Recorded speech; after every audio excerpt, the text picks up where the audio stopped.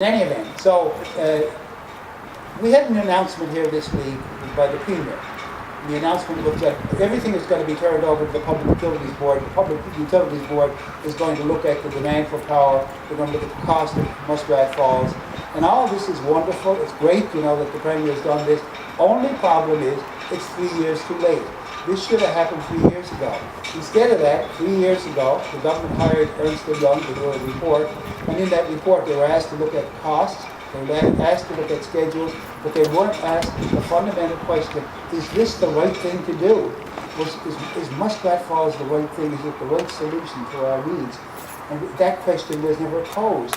We wrote to the Premier and we said, Mr. Premier, would you commission somebody, people that are knowledgeable, to look at the question of, would we be better off stopping this project, or are we better off going ahead? They ignored that and went ahead, kept on spending money. And Mr. Marshall came on the scene as the new CEO, and then we expected he would stop this project. No, they decided to continue. And so here we are, 3 years later now, and we're getting deeper and deeper into the debt in this thing. And we don't have a solution, because all of this is predicated on the idea that we, the people of Newfoundland and Labrador, are going to reach into our pockets and pay this $12.7 billion. And if anybody thinks it's going to stop at $12.7 billion with a B, you think it's going to stop at $12.7 billion, I got news for you. It's getting worse from that. So this is a serious problem. Our purchase agreement is an albatross around our necks. It's an absolute albatross. We've got to find a way, because that is not a way to solve the problem. We cannot extract $12.7 billion out of 500,000 people and shrinking every day. And you know something, when you look at the flow of cost over the next 50 years on this power purchase agreement, we're going to have to repay not just $12.7 billion.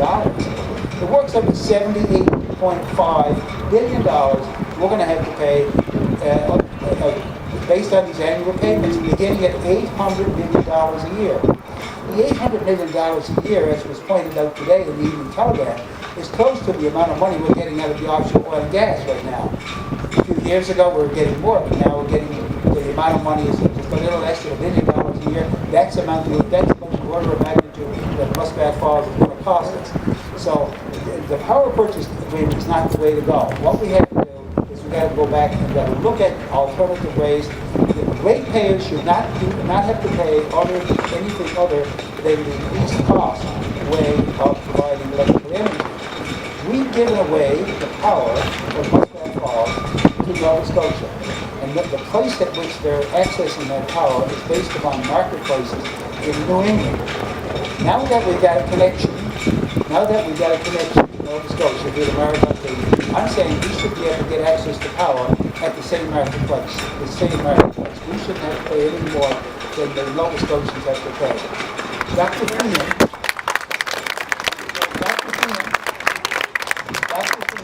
3 years ago, wrote a paper, and we said exactly that we cannot pay the cost, the rates that we're going to be charging us under the power purchase agreement, and what we should be able to do is enjoy competitive rates as the market establishes those rates in New England and in Nova Scotia. So right now, the Public Utilities Board can only set rates based upon historical cost. So essentially, based on the legislation on which they operate, they got to recover the $12.7 billion out of our tithes. That's not going to happen. But the government has to take the step to change the legislation. Because in 2012, the legislation was changed so that essentially it muzzled the Public Utilities Board. They said that the Public Utilities Board had to get permission from the Cabinet in order to have a hearing. In order to have a hearing, they had to get permission from the Cabinet. They said that the Cabinet can set the rate of return on equity, which essentially means the Cabinet is going to set the rates. So back in 2012, the former government eliminated the independence of the Public Utilities Board. What I'm now asking for is for the current government to restore the independence of the Public Utilities Board. We need an independent Public Utilities Board.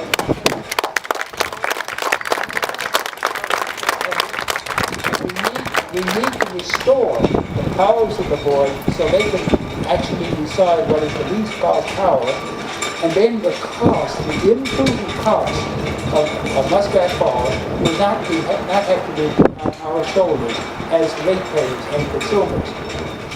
What we did in order to get Muscat Falls up and running was we had to create an entity which is not regulated. It's called NELCOR. NELCOR Energy, the not regulated entity. What now has to happen is NELCOR has to be disbanded and the resource, their responsibility should go back into Newfoundland Alcohol, what it used to be, or else NELCOR should become a regulated utility.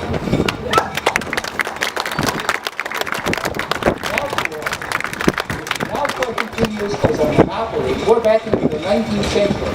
Not the 20th, the 19th century. It was back in the 19th century when unregulated monopolies set power rates and operated public utilities. They can't operate that way.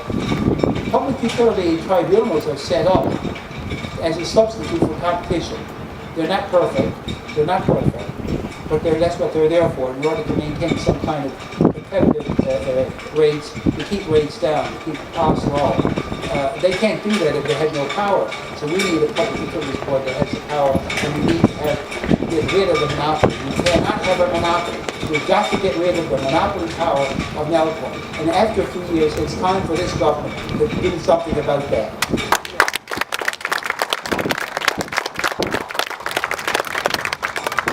Now I want to say a little bit about the environment, because Kerry also alluded to the environmental aspect of this project. And most of you know that we had a joint environmental panel that looked at the generation side of this project. In other words, the building of the dam in Labrador. And they spent 45 days in Kerry looking at it. They had witnesses. They had a lot of very expert people looking at the environmental impact. But the problem is that report has been ignored. The report has been ignored, and so there's been no effort to try to implement to mitigate the environmental impact. Very little effort. And one of the problems we have is the unstable North Shore, which is underlain by thick clays, and we have consulted with Swedish geophysical physicists, geophysical technical experts, Dr. Stig Bernander, Dr. Leonard Elfman, and they told us that the dam, the natural dam at the North Spur is not safe. And so what we're left with is a situation where we're going ahead with this project, even though there's no reputation that the project is safe. There's no certification given to us. I've asked Elfman, and said, we're willing to give me the certificate from the engineer that tells us this is a safe dam. What is the answer to that? And I did this to a HIPAA request, Access to Information and Personal Privacy Act, under a HIPAA. The words they came back with was no responsive records. No responsive records means there is no engineer who said that this is safe. It hasn't happened. So anyway, I could go on, and I'm not going to keep you here all day, but you're glad to hear, but I haven't finished yet. Because the question becomes, where do we go from here? We have this big environmental issue, and we have this big democratic issue. And we've got to ask ourselves the question, where are we going to go? These are what we have to do. All of us have to become more active. And somebody just asked a question about how successful have we been as a group of naysayers, Ron Penny and David Vardy and Des Sullivan and Cabot Martin and various other people. Well, to be quite honest with you, we haven't been very successful because people don't realize just how big an impact this is going to have. And people keep telling me that we won't know. We won't know until the power rates, the bills start to come in. But we're getting very close to that point. Now. I think that we've got an election, a by-election coming up here now in another week or so. And it's very interesting how this issue has become top of mind. So we've got to take advantage of this in our democratic system. We've got to go out and top this up and ask the question to the candidates, what's your plan? What is your plan, Mr. Chess Broadsford? What is your plan, Mr. Paul Ample? What is your plan for Terry Claire Neal? We've got to ask those questions to people. We've got to put the politicians on the spot. And we have to then start building our democratic movement. more citizens, get people more engaged. We now have two forums that are on the go, two major forums. One is the Muscat Falls Inquiry, and the other is the Public Utilities Board hearing, which is going to happen whether we like it or not. The good thing about it, and I've talked about the bad thing, but the good thing about the Public Utility Inquiry is it's another forum in which to talk about this issue. So we got to really use those forums and talk about the issue and try to raise the profile. People are asking me the question, why are you spending so much time dealing with the Muscat Falls issue? Why are you spending so much time at the inquiry? Why are people like this, Sullivan, and Ron Penny, as volunteers? We don't get a penny out of this. We're doing it because we're concerned about, and I'm too old to worry about myself. I'm worried about my children, my grandchildren. That's what I'm concerned about. I know I don't look a day over 50, but I am 78. That's the reality, okay? I'm 78 years old, but I'm fighting with every bit of energy in my being on this issue. I have high expectations, and I have high expectations from you and your friends and your relatives and your colleagues that we are going to come and we're going to deal with this issue. There is a forum, and the question has been raised to me, well, are you expecting that the commissioner, the judge, the family court judge, who's the head of the inquiry, if he's going to come up with a magic solution to this problem? Is that the reason you're there? No, it's not the reason I'm there. The reason I'm there is because I see this as a venue for us to talk about this big public policy issue. So it's a big public policy issue on which we've had little traction over the last 3 years. Little traction. It's been a vacuum. We're in a vacuum in public policy. And so we now have a forum, the inquiry, and we have the forum, the Public Utilities Board, to talk about this stuff. But we also have the internet, we have social media, we have people talking to each other. You guys have got to become empowered. You've got to become empowered. So that's my message. That's my message to you today.